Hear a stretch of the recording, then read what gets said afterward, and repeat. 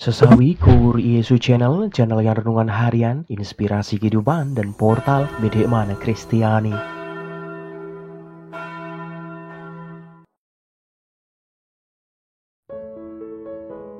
Damai sejahtera beserta kita.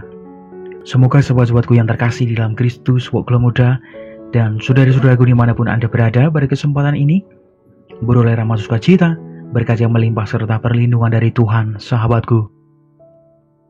Sahabatku yang terkasih di dalam Kristus, pada kesempatan ini, pada hari Jumat 28 Juli 2023 ini sahabatku, pada pekan biasa yang ke-16 ini, kita mau bersama-sama merenungkan firman Tuhan dari Injil Matius. Mari sahabatku, Tuhan beserta kita sekarang dan selama-lamanya. Inilah Injil suci menurut Matius, dimuliakanlah Tuhan. Sekali peristiwa, Yesus bersabda kepada murid-muridnya, "Dengarkanlah arti perumpamaan tentang penabur. Setiap orang yang mendengar sabda tentang kerajaan sorga dan tidak mengerti, akan didatangi si jahat yang akan merampas apa yang ditaburkan dalam hati orang itu. Itulah benih yang ditaburkan dalam hatinya.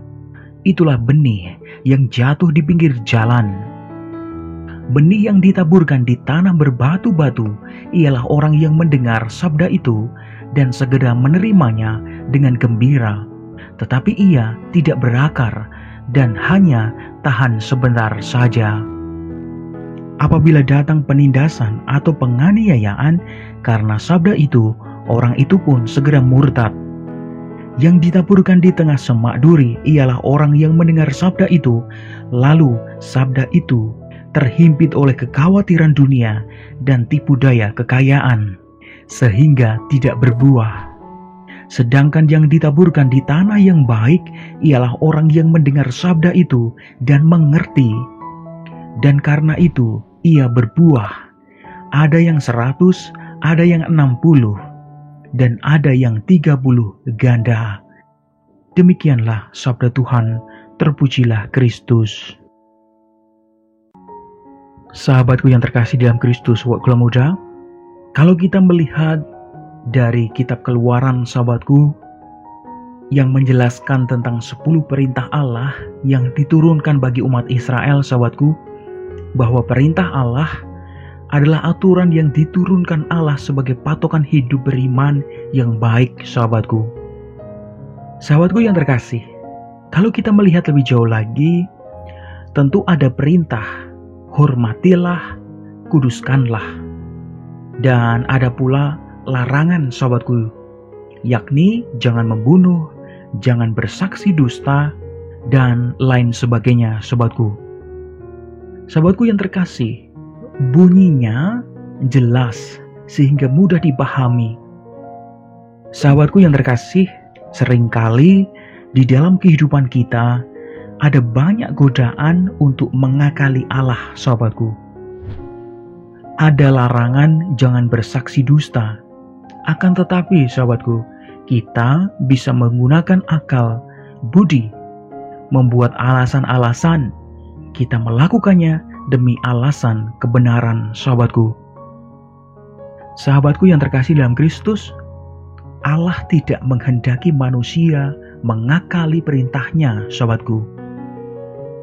Sungguh, kalau kita melihat lebih jauh lagi sahabatku yang terkasih, yang sungguh-sungguh dikehendaki oleh Allah adalah setia dan taat pada perintahnya. Dalam Injil Matius pada kesempatan ini mengingatkan kita semua tentang jenis-jenis tanah yang ditaburkan benih kebaikan sahabatku. Semua benih adalah baik, akan tetapi tumbuh atau tidaknya benih tersebut tergantung hati kita sahabatku. Sahabatku yang terkasih, benih kebaikan telah ditaburkan di dalam hati kita.